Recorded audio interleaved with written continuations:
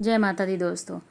व्रत कब करना है, कैसे करना है, व्रत में हमें क्या क्या नियम का पालन करना है, इस वीडियो में हम यही बात करेंगे।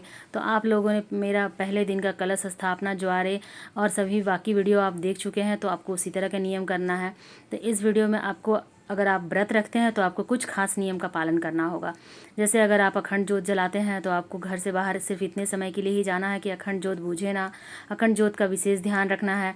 उसके बाद आपको भोग वगैरह का जो ध्यान रखना है वो तो है ही। इसके बाद इस व्रत में आपको बिस्तर पे नहीं सोना होता है। अगर आप हो सके तो ज़मीन में ही कुछ बिछा कर सोएं।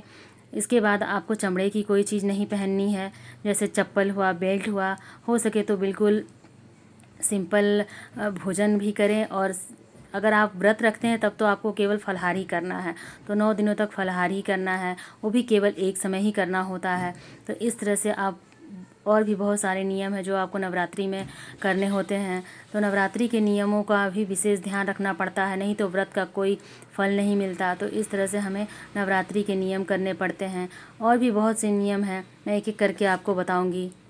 आपको सुबह शाम आरती करनी है, पूजा करनी है, भोग लगाना है। सुबह और शाम दोनों समय भोग लगाना होता है। इसके बाद आपको माता रानी का प्रिय भोग लगाएं, उन्हें लाल फूल अर्पित करें। इस तरह का भी ध्यान आपको रखना पड़ता है। इसके बाद आपके चौकी को किसी भी तरह से कोई हानि ना हो, कलश हिल ना पाए, मूर्तियों को आप हिलाएं नहीं, इसका भी ध्यान रखिए। अखंड जोत का भी ध्यान रखिए, उसकी बाती अगर बुझने लगे तो उसका भी आपको ध्यान रखना पड़ेगा। तो इस तरह से आपको नवरात्रि का विशेष ध्यान रखना है।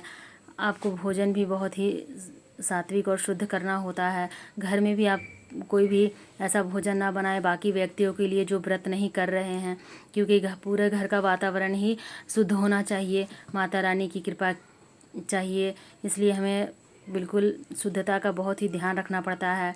इसके बाद आप जहाँ पे भी पूजा कर रहे हों उस जगह को अकेले मत छोड़ें कभी भी। आप वहीं रात को उसी जगह पे अगर आप ज़मीन में अपना आसन लगाकर सोते हैं तो बहुत ही अच्छा है।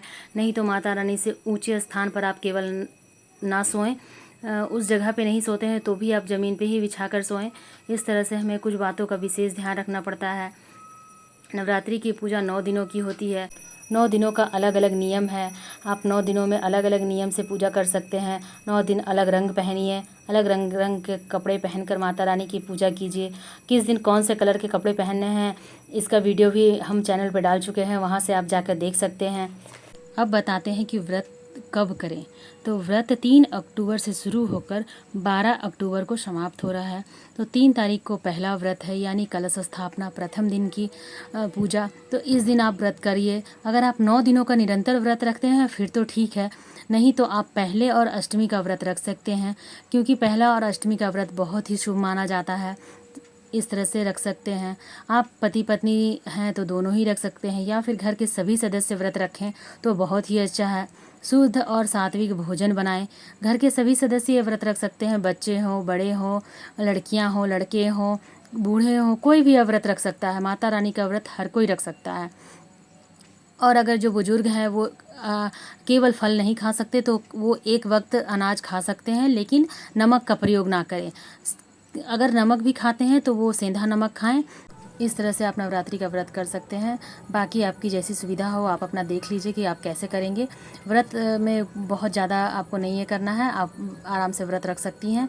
जो भी घर के सदस्य हैं वो व्रत रख सकते हैं अपनी सुविधा के अनुसार। व्रत रखने का बहुत सारा नियम है, कोई फलाहार करके रख सकता है, कोई अन्न खा के भी रख सकता है, पर व्रत रख सकते हैं। तो इस तरह से आप व्रत रख सकते हैं। और आपको कोई डाउट हो तो आप मुझे कमेंट करके पूछ लीजिएगा, मैं आपको ज़रूर जल्दी से जल्दी उत्तर दे दूँगी। आपको मेरा वीडियो कैसा लगा कमेंट करके ज़रूर बताइएगा। फिर मिलते हैं अगले वीडियो में। जय माता दी दोस्तों, माता रानी की जय।